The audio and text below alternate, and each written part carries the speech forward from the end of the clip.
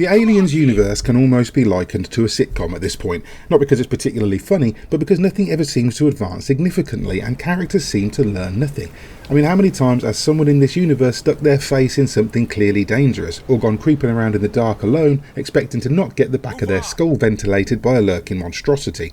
Aliens Dark Descent is no different in this regard, but that's the price you pay for something that's painstakingly respectful of the source material. Let's be clear for a moment though, this is very possibly the best Aliens game we've ever had. It knocks spots off titles like Colonial Marines and Fireteam Elite. Dark Descent is to Aliens what Isolation is to Alien, and that means both good and bad news, though mostly good. For example, it still paints the Colonial Marines as tough but dumb hombres more likely to charge headlong into the unknown than analyse a situation for a few minutes first. It still has a plot that relies on people making the worst possible decision at every moment. Case in point is how Aliens Dark Descent begins. You initially play as Maeko Hayes, a Weyland-Yutani administrator aboard Pioneer Station, in orbit around the planet Lethe. When a xenomorph and a bunch of facehuggers get loose aboard the station, Hayes' first thought isn't to run like hell or even sound a station-wide alarm. Instead, she goes and investigates, alone, without a gun. It's in service of the gameplay, of course. This section acts as a tutorial as you control Hayes around the darkened corridors towards the main control mainframe, looking for a way to stop the aliens getting off Pioneer Station and down to the surface of Lethe. Sadly, it all goes completely arse up and Pioneer is all but destroyed, as is the USS Otago, a huge military transport vessel analogous to the Sulaco, which crashes on Lethe along with Hayes and Jonas Harper, a Marine Sergeant thrust into a position of leadership because everyone above him is dead. They soon learn that Lethe is already infested, and if you ever want to get out, you'll need to work with Harper's surviving Marines, physicians and engineers to salvage parts and get the Otago starside again.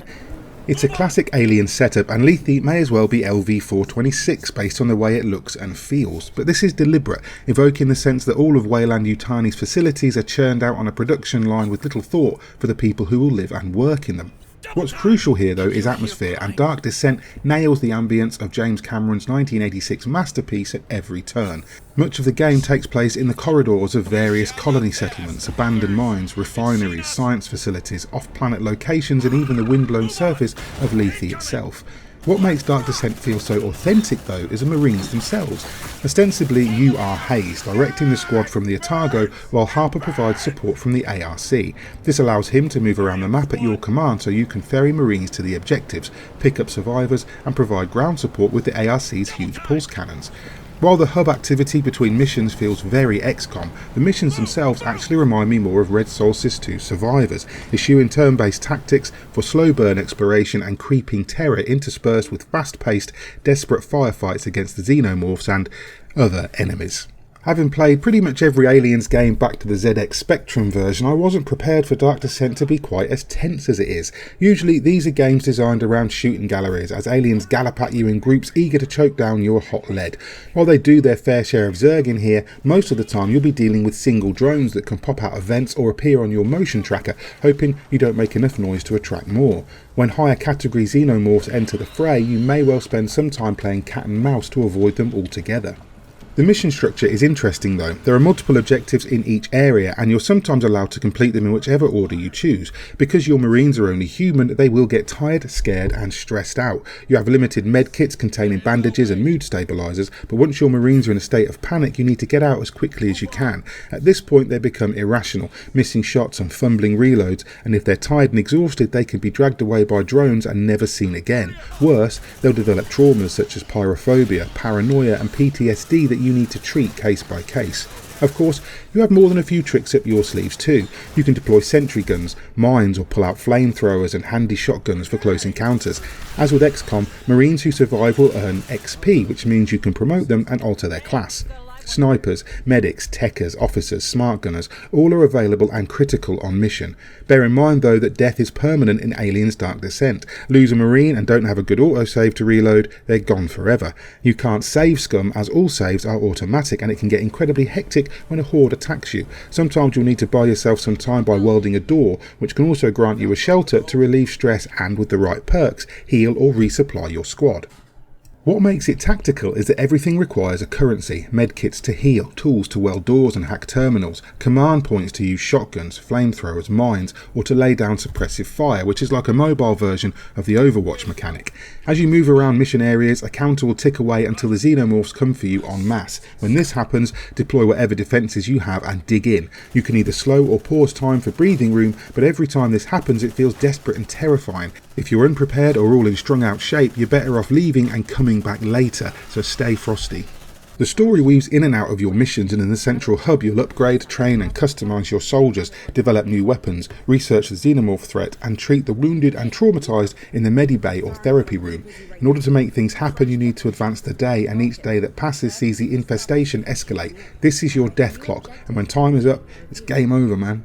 So you'll develop strategies that see you get in, complete objectives and get out, salvaging as many supplies, medikits and ammo packs as you can, ready to refresh and try again the next day, but always with the knowledge that every dalliance brings you a step closer to destruction. Of course, completing major story objectives can knock the infestation level down a little, as can some of the random choice-based events that occur whenever you advance time. That being said, the story will move on when you complete certain tasks. It tells an interesting tale too, dealing with not only the xenomorph threat, but also secrets hidden in Hayes and Harper's individual pasts, as well as a doomsday cult that worships the alien. It's pretty par for the universe, but I found myself engaged with the two leads throughout, and your Marines too become familiar to you as you play, so that when you lose a character you've named and shaped for hours, it hits harder. Aliens Dark Descent does struggle a little in the visual department, however. While environments and animations are great, the character models aren't so impressive close up. The lip syncing in cutscenes is also a bit weird, and characters have a bizarre rubber mask look. One guy in the first few scenes just looks like a spitting image puppet of Elton John. It's a little bit weird, but not a major issue as you're rarely dealing with characters up close. The audio kind of makes up for it too, from the iconic chitter of the M41A pulse rifle to the beep of the motion tracker. Dark Descent nails the sound design throughout. Suppressive fire! Move on! There are sounds that have come to be considered quintessential to the franchise, and they're all present here. By God though, does it need some more dialogue lines in mission. You can only hear "come on team" so many times before it starts to annoy. But Aliens Dark Descent is more than just another game wearing aliens clothes and mimicking its catcalls. It's a genuinely tense experience that strives to make use of the license at every opportunity. The way your Marines can retreat while shooting, the lines of dialogue lifted from the movie, and the look and feel of the environments, weapons and enemies all combine to produce something incredibly faithful to the source. It's only really let down by technical glitches that may well be patched out in launch week, but which did hamper my enjoyment a little. Occasional crashes, progress bugs, visual glitches and noticeable frame rate slowdown and texture popping plagued me throughout, and I dearly hope Limbic gets it sorted sooner rather than later. Anyone waiting for a genuinely good video game adaptation of Aliens can finally breathe a sigh of relief though.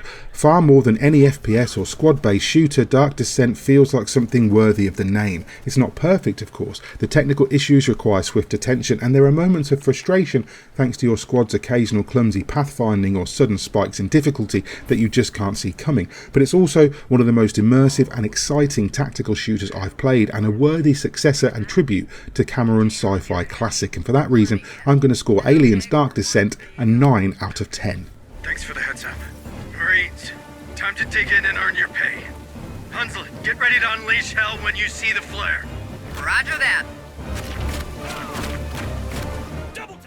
Hi there, hope you enjoyed that review of Aliens Dark Descent. If you did, please hit like and subscribe, maybe tag the bell icon too, so you're kept up to date with everything we post going forward. And if you want to support us via Patreon, you go ahead and do that. We appreciate everything that you guys do for us. In the meantime, I've been Mick Fraser for God is a Geek, and you guys have been lovely.